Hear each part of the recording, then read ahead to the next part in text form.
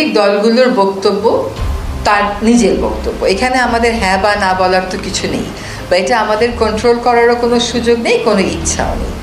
দ্বিতীয় কথা হচ্ছে যে আপনারা একই প্রশ্ন বারবার করেন, তাহলে এক একজন এক একবার উত্তর তো একটু ভিন্ন দিয়েই ফেলে, তখন একটা কনফিউশন হয়ে যায়। আমি আবারও বলছি, আমাদের মাননীয় প্রধান উপদেষ্টা মহোদয় যেটা বলেছেন, ডিসেম্বর থেকে জুনের মধ্যেই নির্বাচনটা হবে। এখন ডিসেম্বর থেকে জুন যখন উনি বলেন, উনি তো ডিসেম্বর বাদ দেন না, ডিসেম্বর নিয়েই বলেন। কাজেই উনার মুখ থেকে নির্বাচনের চূড়ান্ত তারিখটা শোনার জন্য আপনারা অপেক্ষা করবেন।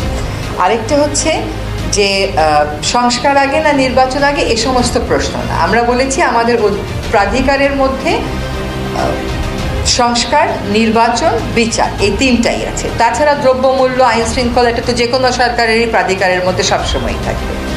কাজেই রাজনৈতিক দলগুলোর সাথে সংস্কার প্রশ্নে আলোচনা কিন্তু শুরু হয়েছে, সেটা আপনারা দেখেছেন। এখন সেটা আবারও কবে আপনারা দৃশ্যমানভাবে মিটিং করতে দেখবেন, সেটা হচ্ছে আরেকটা প্রশ্ন। সেই মিটিংয়ের তারিখ ঠিক হলে নিশ্চয়ই আপনারা জানতে পারবেন। কিন্তু আলাপ আলোচনা কিন্তু চলছে না যে তা না। সরকারের এখানে অবস্থান নেওয়ার কোনো সুযোগ নেই। তো সরকার কেমন করে অবস্থান নেবে? সরকার সকল রাজনৈতিক দলের সাথেই কথা বলবে।